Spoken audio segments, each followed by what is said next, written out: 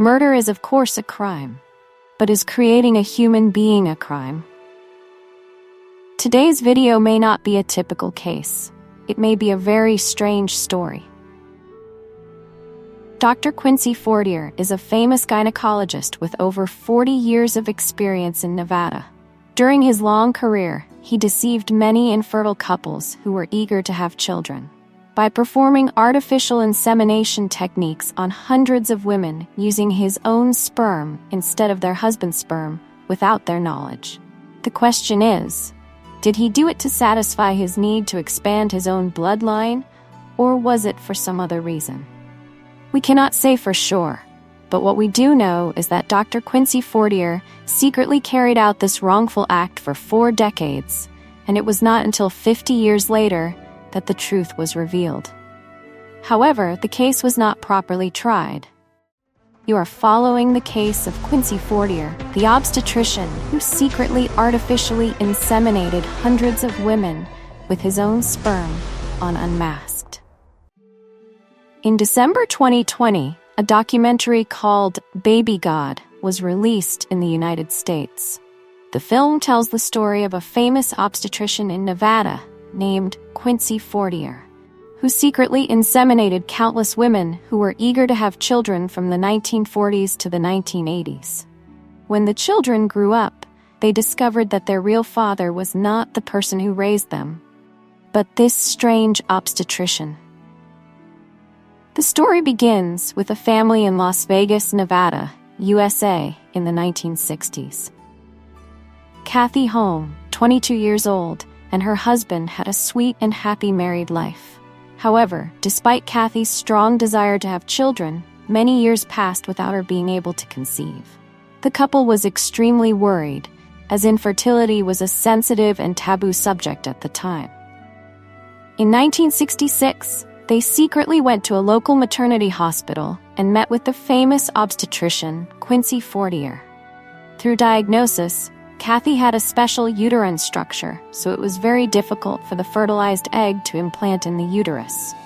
Quincy suggested using artificial insemination and then implanting the embryo into Kathy's uterus. Dr. Quincy performed the procedure himself because at that time this technology was very new and not many people could do it. However, instead of using Kathy's husband's sperm, Quincy Fortier decided to use her own sperm.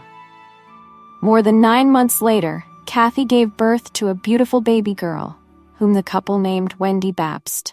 Wendy had a happy childhood, growing up in the love of her parents. But during her growing up, her appearance and personality were very different from her father, which confused her family. However, the family did not pay much attention to this. As time passed, Wendy became a successful police officer. After 32 years of service, when she retired, she became interested in DNA technology and wanted to complete her family tree.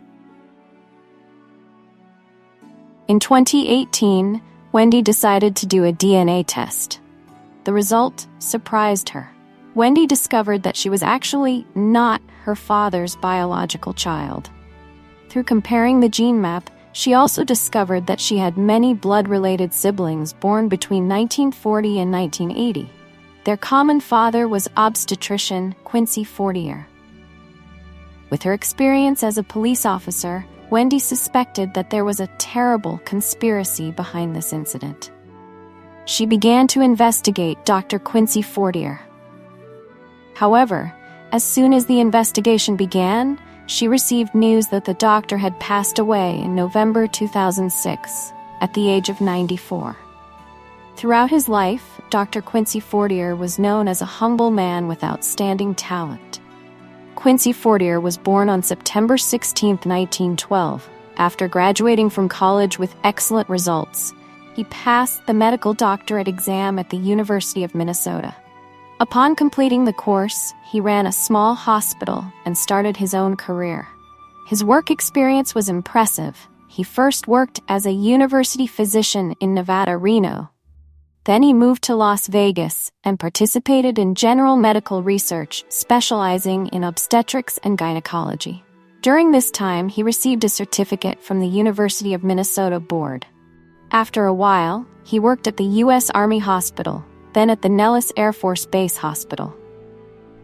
That was the peak of his career. He later declined the opportunity to be promoted to general, abandoned his military career, and chose to continue his medical career. In the 1960s, Quincy Fortier founded the first maternity hospital in the state of Nevada. By 1991, with over 60 years of contributions to obstetrics and gynecology, Quincy Fortier was ranked Nevada's Doctor of the Year. His contributions deserve respect. However, according to Wendy's investigation, the actions he had hidden in the dark made people shudder. Since the 1950s, in addition to being an obstetrician, Quincy Fortier also performed artificial insemination with advanced technology that was rarely used at that time.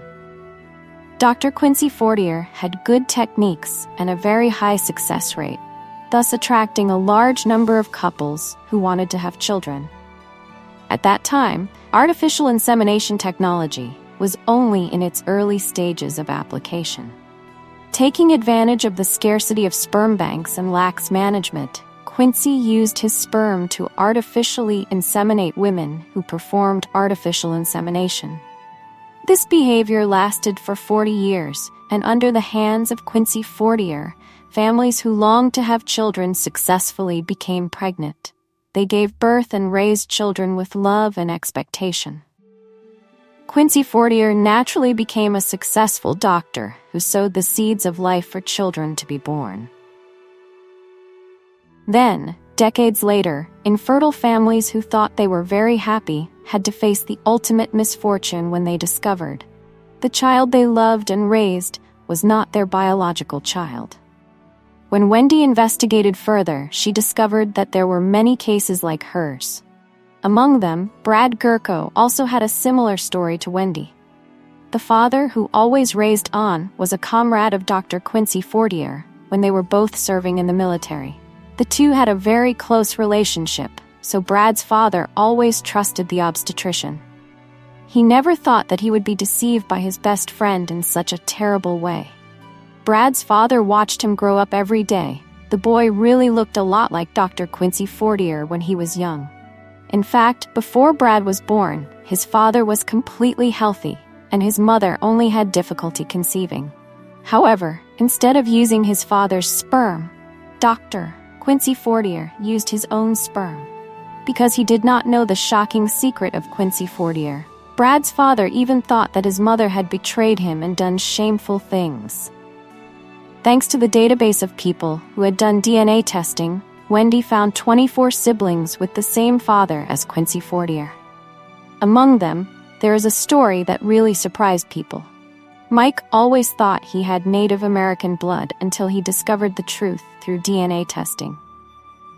Mike Otis, born in 1949, thought that he should not appear in this world. In fact, when he was 20 years old, Mike's mother, Dorothy, had a gynecological disease and went to Quincy Fortier's hospital for a checkup.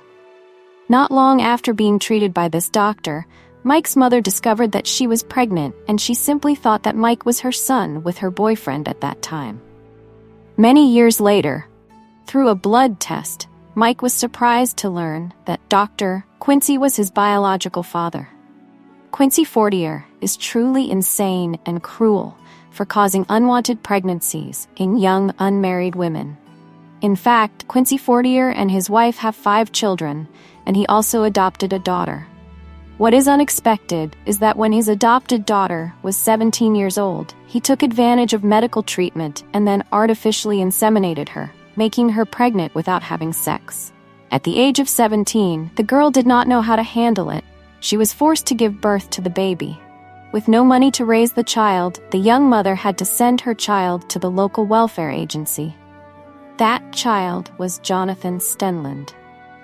Growing up in an orphanage, after growing up, Jonathan tried to learn about his origin life. Through DNA testing, he hoped to find his biological parents, and he found his biological father, Dr. Quincy Fortier. When they met, Quincy himself told Jonathan the whole story. He was furious and told the press, "I feel that Quincy Fortier is a psychopath. He simply likes to do it to create the feeling of seeing young women being considered corrupt. Or he has the same thinking as the cuckoo bird. Over the years, Quincy has taken advantage of the trust of patients and their families to do disgusting things. The adopted daughter was not the only person in the family he abused. In early 2000, when Quincy Fortier was 88 years old, he was sued by his own son for abusing his 5 biological children. The son said that his father was a crazy pervert. He had molested many people, and the day he died was also the day he felt happiest, because that was when he was truly safe. Doing all that, but will the disgusting obstetrician be punished appropriately? The answer is no. In the 1970s, American sperm banks were more developed, and the standards for artificial insemination regulations were also increasingly strict. Quincy Fortier relied on his reputation to easily make tens of millions of dollars by performing artificial insemination without a license from the health department. It wasn't until the early 2000s, when DNA technology became widely available, that his evil deeds were exposed. Not only was he sued by his son, but his patients also discovered his true colors. Quincy Fortier's most disastrous defeat came in early 1996, when one of his former patients, Mary Craddock, filed a lawsuit accusing him of having impregnated her with his own sperm twice. She later gave birth to 2 children, a boy and a girl. In the late 1990s, she discovered the truth through DNA testing of her children and sued Quincy Fortier, hoping to receive $14 million in damages.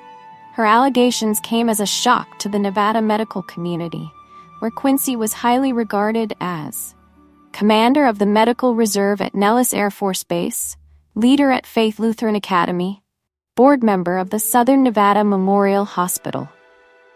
In addition, this unethical obstetrician was also sued by 2 women for using his sperm in the artificial insemination process to deceive them.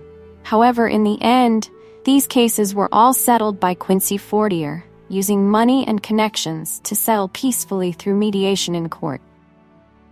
He also did not have his medical license revoked.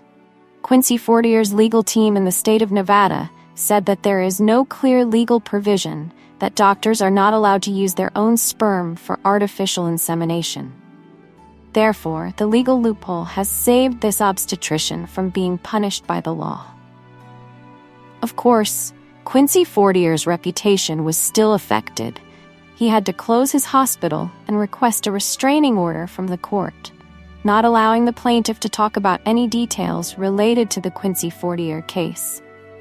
He also transferred all of his million-dollar assets to a trust fund to escape heavy economic sanctions in 2006. Quincy Fortier died at the age of 94. At this time, he still did not have to suffer any severe punishment. As for the victim's family, the husbands could not accept the reality of being deceived for decades. The wives still had to endure the pain of violence. The children did not know how to face their origins. The big world always contains very strange things. It is a pity that in this case, the bad guys did not receive a suitable punishment. What do you think about today's story? Please leave your comments below so we can discuss together. Thank you for watching the video. Goodbye, and see you in the next videos.